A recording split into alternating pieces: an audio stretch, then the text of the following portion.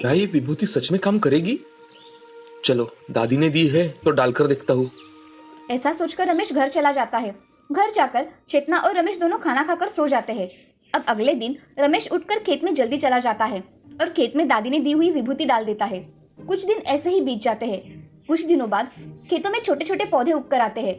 वो देख रमेश बहुत खुश हो जाता है और अपनी पत्नी चेतना से, अरे ये देखो, मैंने दादी की बात मानकर इस खेत में विभूति डाल दी थी और आज देखो उस खेत में छोटे छोटे पौधे उग कर आए हैं। हाँ, आप सच कह रहे हैं, उस बूढ़ी दादी ने हमारी बहुत मदद की है। ऐसा कहकर रमेश अपने खेती का अच्छी तरह से ध्यान रखा करता था।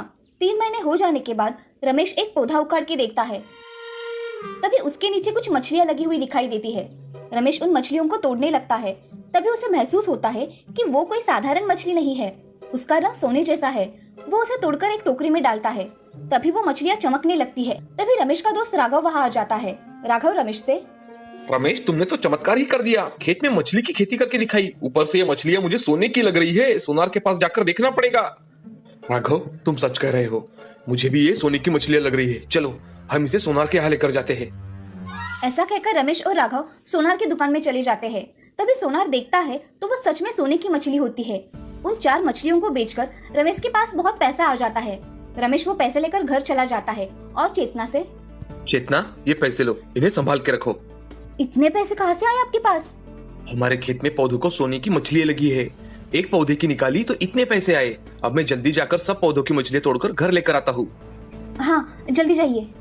हाँ। ऐसा कहकर रमेश खेत में चला जाता है और खेत में जाकर सारे खेत की मछलियां निकाल लेता है और एक ट्रक में भर के अपने घर लेकर आता है।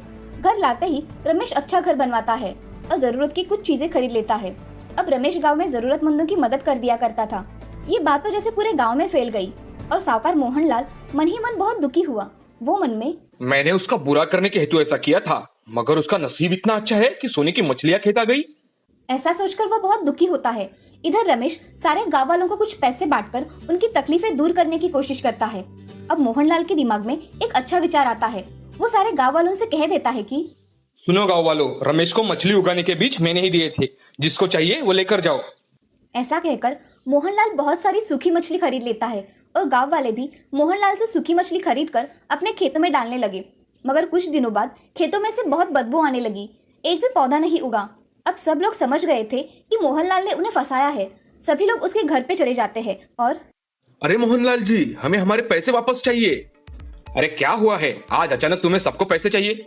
आपने हमें फंसाया है। हमारे खेतों में एक भी पौधा नहीं आया है। बहुत बदबू आ रही है हमारे खेतों में और हमें हमारे पैसे लौटा दीजिए। मैं ऐसे कैसे आपके पैसे वापस कर दूं? फिर हम सब आपको पुलिस स्टेशन लेकर चलते हैं। मोहनलाल पुलिस का नाम सुनकर डर जाता है और, ये लीजिए आपके पैसे।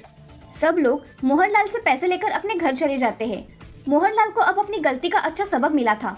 वो फिर से कभी भी लोगों को फंसाया नहीं करता था और रमेश भी गांव वालों की मदद करता था।